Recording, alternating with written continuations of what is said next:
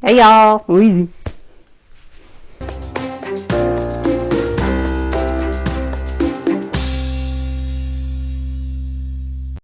Okay, so I'd heard the goings on BookTube about this series, and I'd heard the good, I heard the bad, and I really had no interest in reading it. I just didn't. But on a recent getaway with my hubby, because when you go on vacation you go to the bookstore at Myrtle Beach, and in the clearance bin I found the first book in the selection series, for $3.97, and I thought, you know what? What the hell? You know, we'll give it a shot. I've heard some people say good things about it, and it's popular, so why not? We'll give it a shot. Might be fun and girly and pretty dresses, and it's fun and girly with pretty dresses. I was honestly expecting to just have something truly fluffy and silly that I could kind of make fun of, you know, in my head. And it is. This is the perfect melding of Cinderella, the Disney version, the really, really, really Disney version, and The Bachelor, also the Disney version. Perfect melding of these two, and it is girly, and there are tons of pretty dresses, and it is a ridiculous setup, and it's also kind of addicting. He's so fluffy, I'm gonna die! So the first thing you should know about the selection series is that it says it's a 5-book series. This is not a 5-book series. This is a trilogy. The first 3 books, the Selection, the Elite, and the One, this is a trilogy. And then there is a duology, The Heir and the Crown, set 20 years later. So these are 2 separate series. And I don't know why they have them set as a 5-book, probably to make more money. The main trilogy here, this follows a young girl whose name is America, and yeah. So the Selection series is a young adult dystopian romance novel. It's set in a post-apocalyptic America, and the main character's name is America, just in case you didn't get that bit. So it's pure fluff, and it's mostly about a love triangle. He loves her, she loves him, he likes me, I like her, and I've reason to think she likes me. She keeps him, he keeps her, they keep things as they were. It's a perfect arrangement for 3. The world building in this series is ridiculous. The entire premise of why it's a post-apocalyptic America is that America defaulted on its loans to China, and then China invaded mainland America. First off, just on the economic side, no. Just no. Just no. Second off, China's not going to invade mainland America for the same reason Japan didn't want to invade mainland America over in World War II. Here are the facts when it comes to guns in America. There are almost as many guns in America as people. So at some point in the future, not a terribly long time after this invasion by China, it feels like maybe 3 generations, like maybe her grandparents were on the front lines of this. Although the world building here, there are 35 districts, and there's a strict caste system in this post-apocalyptic America now, except that it's not that strict. I've never seen a caste system set up like this. It's a very Americanized idea of what a caste system would be like. Generally, when you have a caste system, it's by birth. You are born into this caste, and you will always be in this caste because you were born into it. This defines who you are and your position in the society. In this caste system, if you do really well in your caste, you can buy your way out. So you still got that American dream and the caste system thing going on there. And that itself doesn't make any sense, because in this world, the castes are segregated by work type. So, for instance, the main character, America, is a 5. 5 are artists. So she's a singer, You can play instruments, you can paint paintings, you can do art, you can do artsy things. 6s work mostly on indoor cleaning is how they had. So maintenance, cleaning, that sort of thing. 7s are more hard outdoor labor. All the work types are in the cast. There are 8 casts. The number 8s are ones who can't work. But her brother has dreams of being a 2, who are the law enforcement. And he did really well as a painter. He sold some very high-profile paintings. He made a lot of money. His goal is to buy his way into the 2 cast. At which point he will no longer be allowed to paint and make the money that he made being a 5. So I have no idea what the motivation is for being a higher caste when you've already been successful in your caste. The book didn't put in other restrictions other than societal prejudice of the lower castes.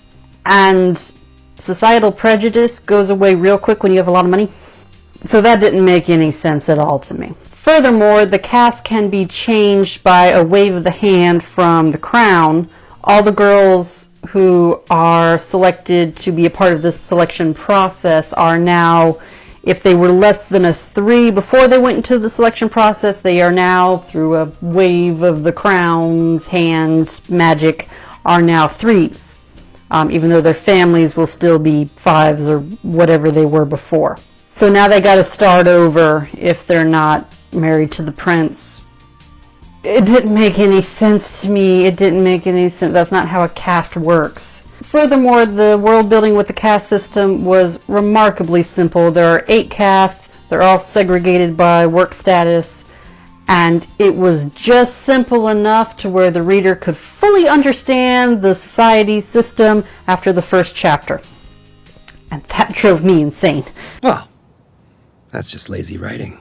But getting outside of the problematic world building, basically, there is a male heir, there's a prince, he needs to get married, and the female royalty tends to get married off in political alliances to other countries.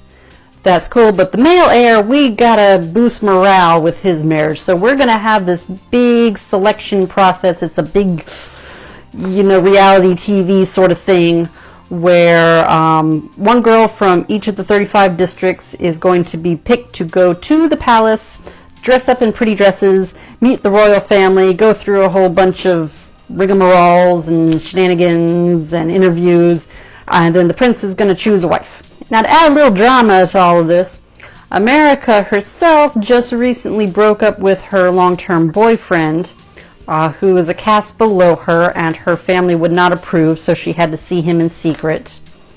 He broke up with her due to concerns of not being able to provide for her. And then, the next day, she was whisked away to this selection thingamabob. But, of course, we can't let that, just sit there. So, just a week or so after the selection is made and she's in the palace, apparently boyfriend gets drafted into the army. He's automatically made it too. And he's just so dang good at what he does that they automatically promote him within a month, and he goes to the palace to protect the royal family and to protect her. God, that's lazy writing. So he's back in the picture, and of course, he feels bad for breaking up for her and wants her back. Also, she's starting to develop feelings for Princey Poo. I really hate how much I enjoyed this series. So for the most part, it's a love triangle done reasonably well with suspension of disbelief. I will say that the second book didn't need to exist. Probably about the first 20 pages and the last 40 pages were alright. All the stuff in the middle was her not opening her mouth and communicating with these two men about things that really did need to be communicated with at this point. At the end of this book, she makes a decision she wants to pursue the prince. The beginning of this book, the next book, she gets all wishy-washy again and can't make up her mind. Thank God at least a couple of the characters calls her on her BS, but it's still just annoying to read. This book didn't need to exist. Now, as for a series as a whole, I won't give any spoilers, but I will say that they all end on soft endings, which is to say it's really one big book and not 3 or 5 little books.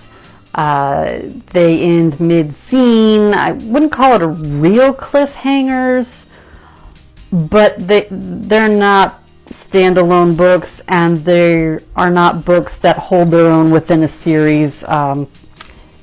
It's think of it as one big book.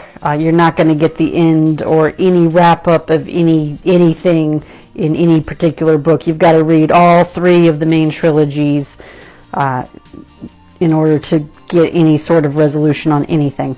And the same goes for the following duology. Now, when I got over to book 4, The Heir, which is the first book in the sequel duology, it is an interesting flip because now we have a female heir. They've changed the laws, so now the firstborn, who is America and the Prince, that ain't a spoiler, it's a romance. They're going to get together at the end. But this is their daughter, and she is heir to the crown, and she needs to go through a selection process in order to find a husband. It was an interesting question that my hubby posed when I was talking about this book. He said, so would you rather be in a selection where you were the one chosen out of 35 girls, or would you rather be in a selection where you were the one who got to choose between 35 guys? And I'm going to pose that question in the comments. Which would you rather have? Would you rather be chosen out of 35 selectees, or would you rather get to choose amongst 35 selectees? I thought it was an interesting question. I'm going to pose it to you, so answer me in the comments there. But that was an interesting gender bender flip on there. You get used to the series. You get used to the whole idea of the selection process with the guy choosing, all the pretty dresses there. And it was an interesting flip, and the book had a little bit of fun with some of the traditions and how that got reinterpreted when there are different genders involved, like who asks who out and who approaches who, that sort of thing. So they tried to have some fun with it. I will say there's nothing of substance in any of these books. There is nothing deeper than happy fluff and pretty dresses and girly things that are admittedly a lot of fun to play with. It's all brain candy. Until we get to book 5. It took 5 books, but we finally get something interesting to talk about. You don't love me! Yeah! So this is the last book in the series, the last book in the sequel duology. And in this book, we start to have some questions posed about what makes a strong woman, and how can a woman who needs to be a strong leader for her people still be feminine and still be true to her feminine side while needing to be strong and a leader. And this is some questions that the main character grapples with. And I just found it very interesting to have this question posed in a YA series. Generally in YA, when we're talking about strong female characters and we're getting strong female characters, we're getting women who are really masculine, who are good at traditionally masculine things. Fighting skills, aggressively pursuing whatever goal she's pursuing.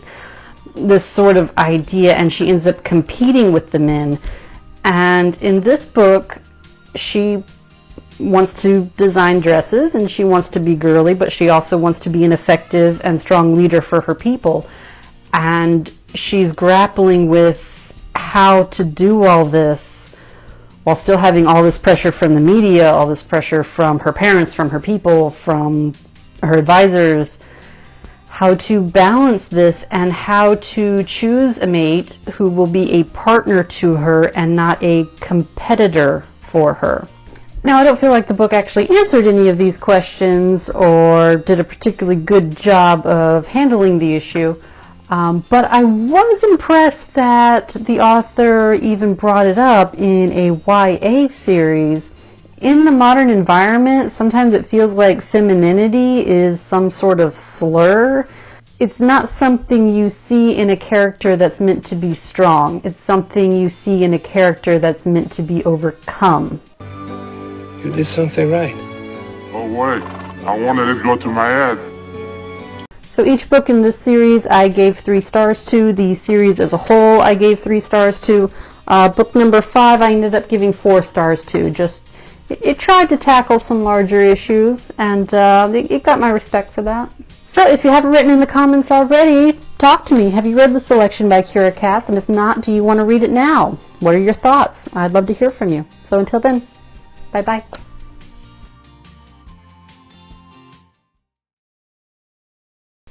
Yeah. It's set in a set in Pocahontas. So I might give it a shot. Poke-apocalyptic.